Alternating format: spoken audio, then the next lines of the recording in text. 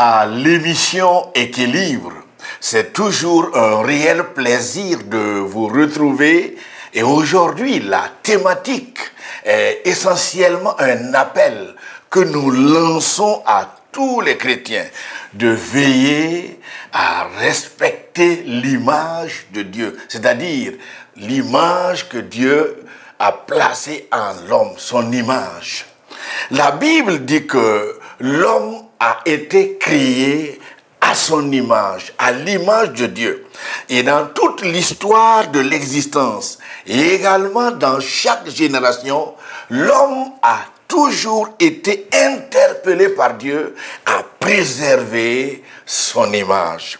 Cette interpellation continue de retentir dans toutes les nations et également dans chaque génération, car Dieu respecte son image. Dans la circulation routière, par exemple, les usagers de la route sont constamment avertis des dangers qu'ils peuvent courir.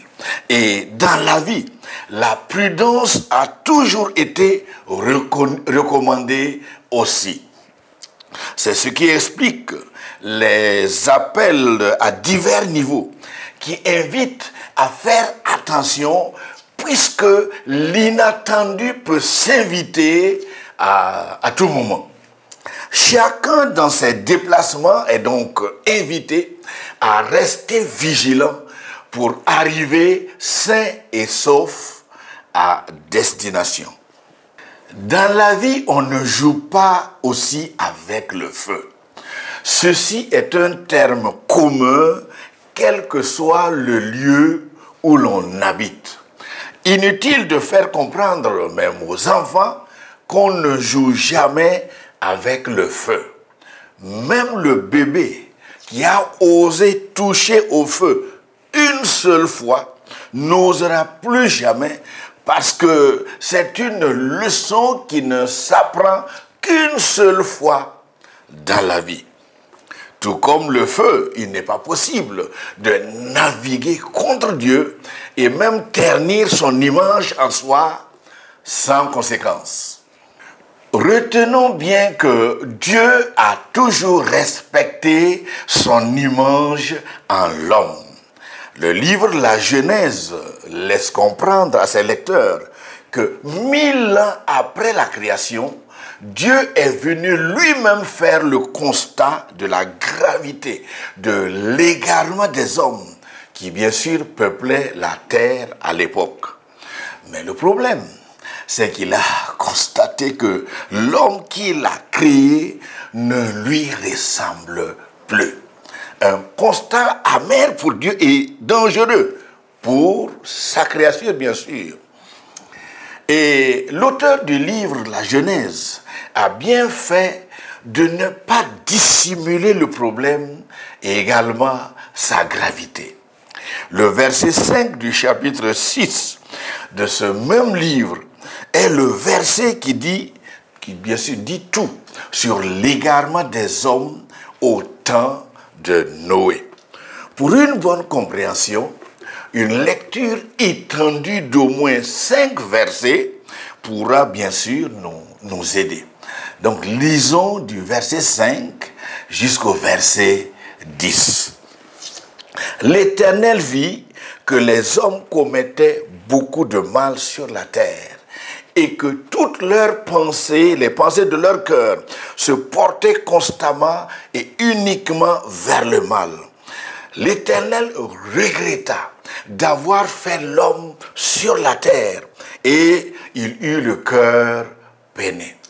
L'Éternel dit: j'exterminerai de la surface de la terre l'homme que j'ai créé, depuis l'homme jusqu'au bétail, aux reptiles, aux oiseaux, car je regrette de les avoir faits. Cependant, Dieu trouva grâce, Noé trouva grâce aux yeux de l'Éternel. Au verset 9 et 10, voici ce que l'Éternel dit. Voici l'histoire de Noé. C'était un homme juste et intègre dans sa génération. Un homme qui marchait avec Dieu. Et le verset 10 termine en disant que Noé eut 3 fils, Sem, Cham et Japheth.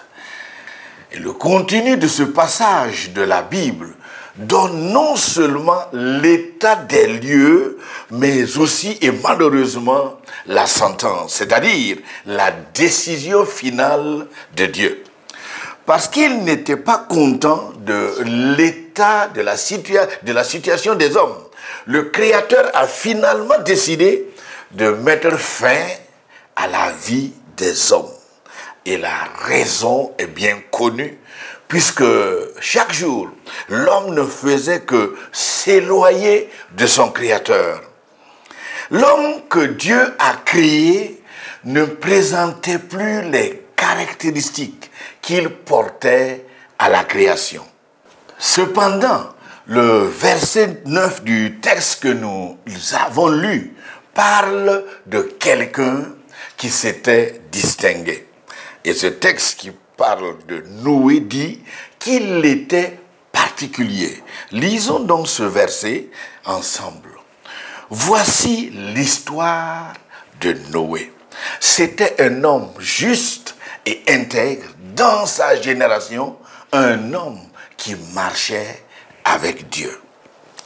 Si nous voulons nous permettre d'entrer dans les étagères de l'histoire, il est possible de dire à partir des données du livre de la Genèse que Noé n'a pas eu le privilège de connaître Adam, son arrière-grand-père. L'étude de la chronologie de cette époque permet de dire aussi que c'est Enoch, le fils de Lémec, qui a eu cette grâce de connaître Adam.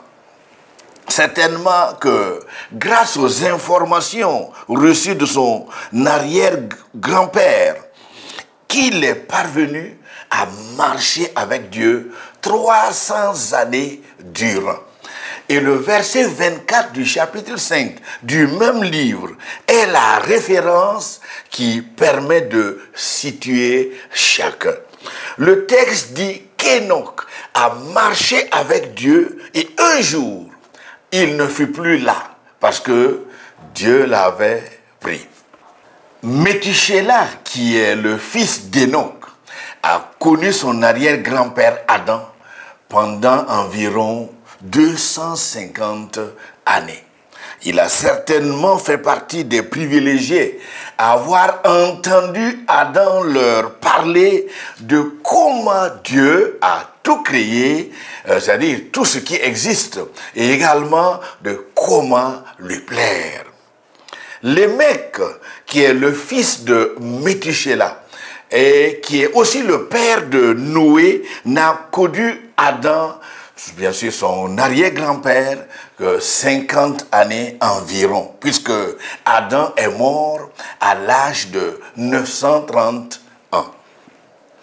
Mais revenons à notre thématique. Parce que comme l'homme n'était plus à la ressemblance de Dieu, le faire disparaître de la terre a été l'option finale de Dieu. Décidément, l'homme apprend difficilement des leçons à partir de l'histoire. Ne sommes-nous pas nombreux sur cette planète aujourd'hui à ne plus lui ressembler? Sommes-nous encore les types d'hommes que Dieu avait créés au tout début? D'ailleurs, ce qui se perpétue actuellement ne ressemble-t-il pas au vécu des contemporains de Noé? Et notre génération ne risque-t-elle pas aussi de voir Dieu nous classer dans le lot des contemporains, bien sûr, de Noé aussi? Surtout qu'actuellement, notre humanisme n'est-il pas en train d'aggraver le danger? Puisqu'ensemble, nous avons choisi actuellement d'introniser l'homme à la place de Dieu. En fait, ne sommes-nous pas en train de dire à Dieu, bye bye, c'est-à-dire, laisse-nous, nous sommes capables de nous gérer nous-mêmes. La plupart de nos discours et même de notre comportement n'expriment-ils pas le choix de diviniser l'homme? Certaines de nos décisions ne commencent-elles pas à friser aussi, presque avec des antivaleurs et par les tambours puissants des médias, de même que par les curricula savamment élaborés? Ne sommes-nous pas en train de promouvoir des antivaleurs, même bien sûr, dans le cercle chrétien? Décidément, si Dieu venait aujourd'hui nous rendre visite, comme il était venu voir la génération de Noé, le constat ne sera-t-il pas similaire? Sommes-nous encore aujourd'hui à la ressemblance de Dieu? L'image de Dieu en nous reste-t-elle intacte? Voici, bien sûr, des questions et des questions qu'il est bien pour chacun de bien répondre. Cependant, et à la lumière de la parole de Dieu, c'est celui ou celle qui n'a pas terni l'image de Dieu en soi qui lui ressemble. En d'autres termes, c'est celui ou celle qui présente encore les caractéristiques de Dieu qui lui ressemble. Retenons que nos titres et les moyens dont nous disposons n'impressionnent pas Dieu. Que nous soyons élevés en dignité par les hommes ou pas, cela n'a pas d'importance pour lui. Seuls ceux et celles qui le craignent et qui travaillent à préserver son image sont ses fils. Mais finalement, qui sont-ils, les fils de Dieu? Qu'est-ce qui les caractérise? Si donc l'identité est le caractère permanent et fondamental d'une personne, c'est ce qui fait sa singularité. C'est donc ce qui caractérise Dieu, qui devrait naturellement caractériser les fils de Dieu. Et dans sa lettre aux chrétiens de l'église de Rome, Paul renchérit ce point au verset 14 du chapitre 8 et dit qu'en effet, tous ceux qui sont conduits par l'Esprit de Dieu sont fils de Dieu. Et au verset 19, il ajoute et dit que si donc la création attend la révélation des fils de Dieu, c'est qu'elle attend ceux qui sont conduits par l'Esprit de Dieu, puisque ce sont eux les fils de Dieu. Nous sommes d'accord qu'à la lumière de la parole de Dieu, ce n'est donc pas ceux qui se présentent eux-mêmes fils de Dieu qui le sont réellement.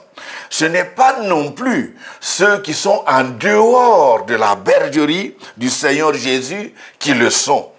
Selon la Bible, est fils de Dieu celui ou celle qui a accepté Jésus comme le Seigneur de sa vie.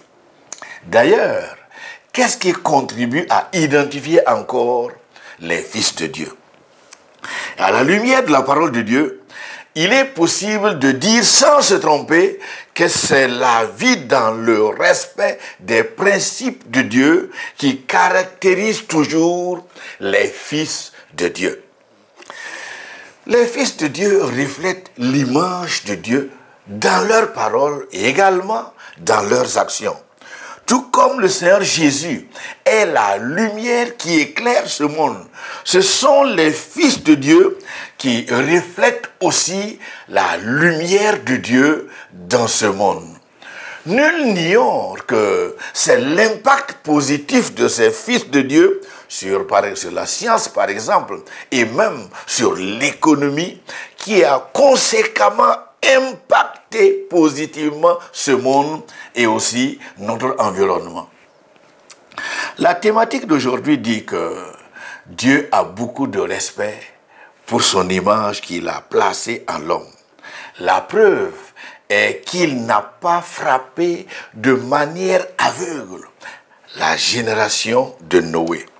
Et comme il respecte son image tout ce qui est à sa ressemblance avait été épargné. Soulignons fort ici que dans toute l'histoire de l'humanité, Dieu a toujours respecté son image. Pour revenir par exemple au constat de Dieu, c'est seulement 1000 ans après avoir créé l'homme qu'il a fait ce constat amer sur la situation de l'homme. L'homme créé à l'image de Dieu ne lui ressemble plus. Et en d'autres termes, l'homme qui ne vit pas selon les principes qui régissent la vie dans sa création, cet homme-là ne lui appartient plus. Cependant, à bien observer dans la création, chacun respecte l'ordre que Dieu a établi depuis le commencement. Par exemple, chaque luminaire respecte non seulement sa position, mais également sa trajectoire. Finalement, comme Dieu a toujours respecté son image, au temps du déluge, c'est-à-dire au temps de Noé, le récit dit bien que les uns flottaient, c'est-à-dire ceux qui étaient dans l'arche de l'alliance, tandis que les autres qui étaient dehors se noyaient. Mais qui sont ceux et celles qui se noyaient? L'homme qui était considéré juste et intègre dans sa génération et qui marchait bien sûr avec Dieu, seul cet homme et sa maisonnée que Dieu a décidé d'épargner de ce déluge. En d'autres termes, ceux qui flottaient étaient ceux en qui Dieu avait retrouvé son image. Tandis que ceux qui se noyaient sont ceux qui avaient terni en eux l'image de Dieu. C'est pourquoi nous avons dit et redit que Dieu respecte son image. Pendant que tout ce qui était à son image flottait vivant sur les eaux du déluge, ceux qui ne lui ressemblaient pas se noyaient et perdaient la vie. Soulignons aussi que ce n'est pas seulement la génération de Noé qui a connu l'expression de la colère de Dieu. À Sodome et Gomorrhe, au temps d'Abraham, les uns étaient extirpés du châtiment par le feu, tandis que les autres brûlaient. Lot et sa famille ont été épargnés parce qu'ils avaient fait le choix de ne pas prendre les couleurs de leur environnement. Jouer au caméléon et vivre de manière à ternir l'image de Dieu a toujours coûté cher aux hommes. Pierre est l'un des auteurs du Nouveau Testament à avoir parlé de la situation vécue par Noé et par Lot. Du verset 5 au verset 9, Pierre, dans sa deuxième épître, dit que lorsque Dieu a fait venir le déluge sur le monde impie, il n'a pas épargné l'ancien monde, bien qu'il ait sauvé 8 personnes, dont Noé, ce prédicateur de la justice. Et Pierre poursuit au verset 6 et ajoute que, par ailleurs, il a condamné à la destruction et réduit en cendres les villes de Sodome et de Gomorrhe pour les donner en exemple à ceux qui par la suite vivraient dans l'impiété. Pierre poursuit au verset 7 et dit que Dieu a décidé de délivrer Lot le juste, qui était profondément attristé de la conduite immorale de ces hommes débauchés. Et au verset 8, ce juste qui habitait au milieu d'eux tourmentait en effet jour après jour son âme, juste à cause de ce qu'il voyait et de ce qu'il entendait de leur agissement criminel. Et Pierre clôt cette pensée avec une note importante qu'il est bien de retenir. Il dit au verset 9 que le Seigneur s'est délivré de l'épreuve, les hommes pieux, et gardé les injustes pour le jour du jugement où ils seront punis. Waouh! Qu'il est bien de savoir que, bien que Lot ait habité au milieu des gens impies, il a refusé catégoriquement de s'adonner à ce qui ne plaît pas à Dieu. Et l'élément qu'il est bien de relever encore, c'est qu'il se tourmentait à cause de ce qu'il voyait et entendait de leur agissement. Quel bel exemple assure surtout que nous aussi, nous ne sommes pas loin du vécu de Lot à Sodome. À la lumière de la parole de Dieu, le constat est assez clair. Depuis la création, Dieu a toujours choisi de respecter sa parole. C'est pourquoi il est bien d'insister et dire qu'il faut jouer avec tout, sauf avec Dieu. La Bible décrit Dieu parfois comme étant un feu dévorant. Et à cet effet, jouer avec ce feu ne peut que provoquer quoi? Bien sûr, des préjudices graves. Même dans le monde animal, la même réalité est souvent constatée. Je sais que vous connaissez comme moi des animaux qui rejettent systématiquement leur progéniture lorsqu'ils constatent des anomalies. Parfois, après une course pour se nourrir et ravitailler les petits, et lorsqu'à leur retour, les petits n'ont plus l'odeur qu'ils avaient avant leur départ, le rejet est sans pitié. Même dans le monde animal, il y en a qui rejettent leur progéniture qui n'est plus à leur ressemblance.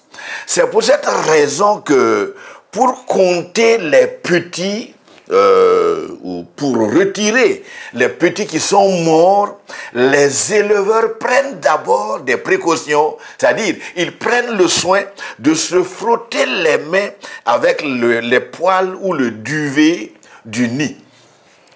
Ne terminons donc pas cette émission sans insister sur la nécessité de considérer le vécu des hommes du temps de Noé. Jusque-là, Dieu a accordé à chacun un temps de grâce.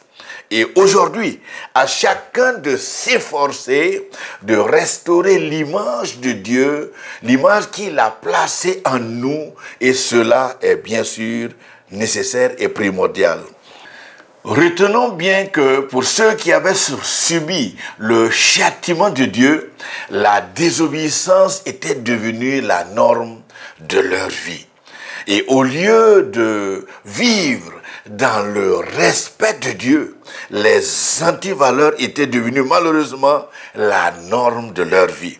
Et si aujourd'hui Dieu venait nous visiter aussi, quel constat fera-t-il? Combien de personnes pourraient échapper? Combien sont-ils aujourd'hui à respecter Dieu et qui refusent comme Noé ou Lot de ne pas se souiller? C'est ce qu'il est bien de mettre en surface aujourd'hui, c'est que les croyants de cette époque n'avaient pas de Bible. C'est pourquoi je dis bien mettre en surface aujourd'hui. Ceci est un point assez important parce que nous aujourd'hui, nous sommes privilégiés. Nous avons partout des Bibles traduites dans nos langues maternelles qui, bien sûr, nous servent de guide. Cela doit être pris en compte parce que, au temps de Noé, chacun avait le devoir d'aller vers ses parents, chercher à avoir des informations sur Dieu. Il fallait donc aller se renseigner et faire le choix de marcher avec Dieu. Et certainement que Noé a été encadré par Lémec, son père, et son grand-père Métuséla, certainement. Et avant de conclure, considérons quelques leçons que nous pouvons encore tirer du déluge du temps de Noé. Disons en premier que, tandis que ce qui ne ressemble plus à Dieu se noyait dans les eaux, ceux qui portaient son image flottaient, bien sûr, sur les eaux. C'est-à-dire, ceux qui n'avaient pas terni son image flottaient parce qu'ils étaient dans l'arche. Autrement dit, Dieu respecte son image au point qu'il ne laisse jamais son image se noyer. Voici vraiment succinctement ce qu'il faut retenir. Ajoutons que la décision de Dieu de tout détruire ne s'est pas exécutée de manière aveugle. Le Créateur, à qui relève toute décision, a choisi de mettre fin à la vie des hommes du fait de leur choix de s'éloigner chaque jour, bien sûr, loin de lui. Décidément, les hommes avaient fait le choix de tourner dos à Dieu et comme de toujours, c'est malheureusement ce choix qui ternit l'image de Dieu en l'homme. Cependant, dans toutes les générations, tourner le dos à Dieu a toujours suscité des conséquences graves. En conclusion, disons que si aujourd'hui, Dieu décide à nouveau de mettre fin à la vie des hommes parce que, bien sûr, ils ne font que s'éloigner de lui, de quel côté penses-tu te retrouver? Si encore Dieu parcourt du regard toute la terre, pourra-t-il voir intacte son image en toi? Tout comme nous aussi, nous aimons protéger bien sûr nos enfants. Dieu sait aussi garder ceux et celles qui respectent son image. Retenons aussi la vérité que dit Pierre dans son évangile lorsqu'il parlait de Noé et de Lot. Il a dit que Dieu sait écarter du mal celui qui le ressemble. Mais lorsque parfois Dieu choisit de laisser faire, comme dans le vécu de Méchac et Abed-Négo, c'est qu'il a fait le choix de venir lui-même dans la fournaise supprimer le mal du feu. Daniel est aussi le croyant qui a vu Dieu garder le silence, laissant libre cours aux humiliations et même à la condamnation. S'il a laissé faire, c'est qu'il a fait le choix de descendre dans la fosse avec Daniel, parce qu'il sait délivrer ceux et celles qui préservent en eux son image. Aimons Dieu et marchons avec lui, comme Noé a marché avec Dieu. Et rassurons-nous toujours que Dieu sait toujours